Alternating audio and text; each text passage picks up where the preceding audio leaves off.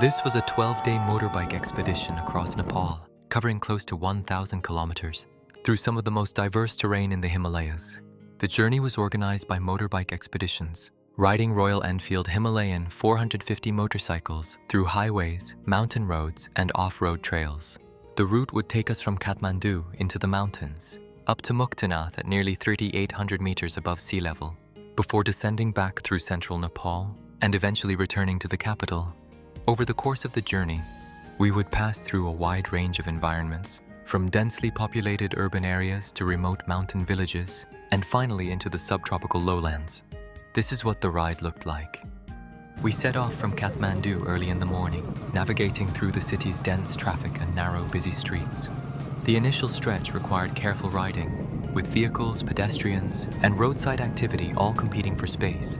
As we gradually moved out of the city, the congestion eased, and the roads opened up into wider highway sections. The pace became more consistent, allowing us to settle into the rhythm of the ride. Over time, the urban landscape gave way to more rural surroundings, with fewer buildings and more open views of the hills ahead. The roads began to wind as we rode further out of Kathmandu, introducing the first set of twists and curves. By late afternoon, we arrived in Bandipur, a hill town known for its preserved architecture and quieter pace of life. Compared to Kathmandu, the difference was immediately noticeable, with less noise, less traffic, and a more relaxed environment. This marked the first clear transition of the journey, both in terms of terrain and atmosphere. From Bandipur, we continued towards Besisahar, and the riding conditions began to change more noticeably. The smooth tarmac sections became less frequent, gradually giving way to rougher terrain. Gravel roads, uneven surfaces, muddy roads, and occasional water crossings started to appear along the route, requiring more focus and control. There were also stops at notable points such as Chamchu Waterfall and Octopus Waterfall, providing brief breaks during the ride. These stops offered a chance to take in the surroundings before continuing on. As the day progressed, the route became more technical, with sections that demanded slower speeds and more precise handling. By the time we reached Besisahar, it was clear that the journey had shifted from a relatively straightforward ride into something more demanding, both physically and mentally. This segment was definitely one for the books as my first ever off-road riding experience. The ride from Besisahar to Pokhara offered a contrast to the previous day. The terrain improved, with longer stretches of smoother road and fewer technical obstacles. This allowed for a more relaxed pace, giving more attention to the scenery rather than the road conditions. The surrounding hills opened up, and the Annapurna range began to appear more prominently in the distance, providing a consistent visual backdrop throughout the ride.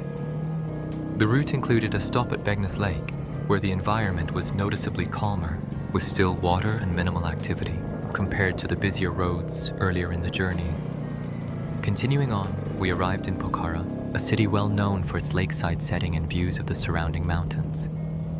Pokhara served as a natural pause in the expedition, offering a more comfortable environment and an opportunity to recover before heading further into higher and more challenging terrain. Leaving Pokhara, the ride began to shift once again. The roads narrowed, and sections of paved surface gradually transitioned into off-road terrain. The route took us through villages such as Kalopani, where the pace slowed due to tighter roads and changing conditions. We followed parts of the Gandaki River, which runs through one of the deepest gorges in the world. As we continued, the landscape became more rugged, with steeper slopes, rockier paths, and fewer signs of dense habitation. The air grew cooler as we gained altitude, and the mountains became more prominent, no longer distant but surrounding us more closely. Kalopani marked a key point in the journey, representing our entry into the higher Himalayan region. The change in environment was clear, with a more remote and exposed setting compared to earlier days. The ride from Kalopani to Muktinath was one of the most physically demanding segments of the entire expedition. We started early in the morning, riding along the Annapurna and Dhaulagiri ranges. The lighting at this time of day provided clear views of the surrounding peaks. The route passed through Marfa village before continuing towards Kathmandu, a historic settlement that serves as a gateway to Upper Mustang. From Kalopani onwards, the terrain became increasingly challenging, with narrower paths, loose surfaces, and higher altitude conditions. Riding at this elevation required more awareness, both in terms of the road and the changing environment. The final stretch involved sustained climbing, and it began to snow very heavily.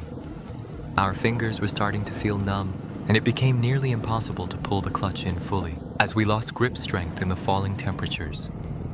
At approximately 3,800 meters above sea level, Muktinath is one of the highest points of the journey. Reaching this point marked a significant milestone in the expedition. From Muktinath, we began the descent to Kushma.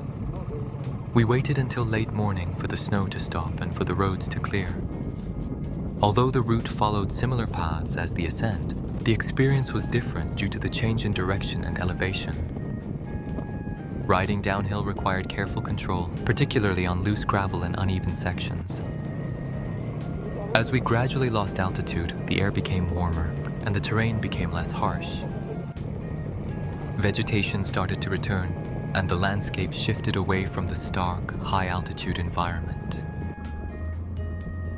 The ride maintained a mix of gravel and paved roads, with winding sections that required consistent attention. By the afternoon, we arrived in Kushma, a town known for its suspension bridges and its position within a network of valleys. Compared to the higher regions, Kushma felt more accessible and connected.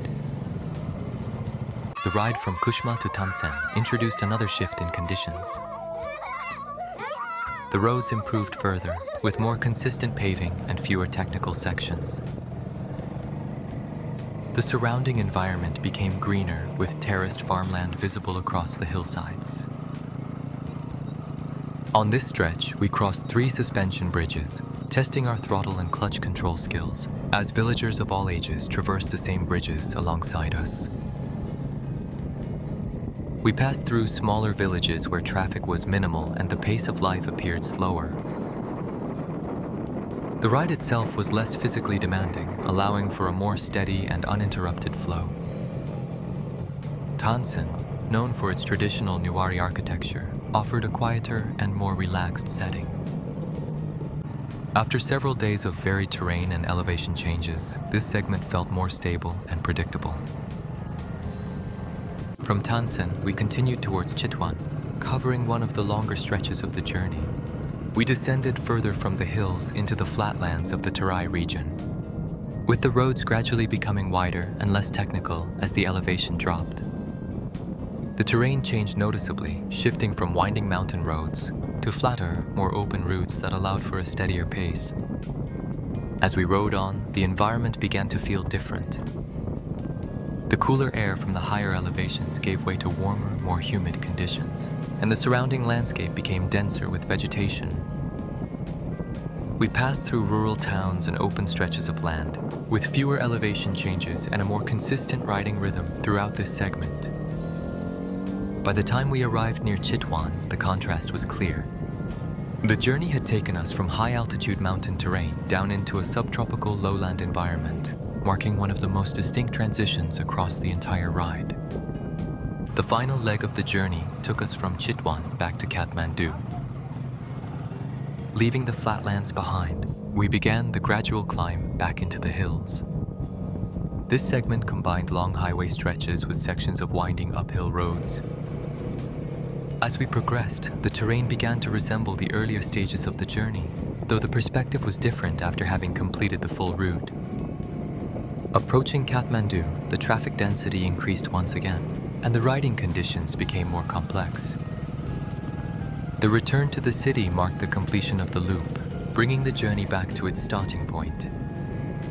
From city streets to mountain passes and down into the lowlands before returning again, this journey covered a wide range of landscapes and riding conditions across Nepal.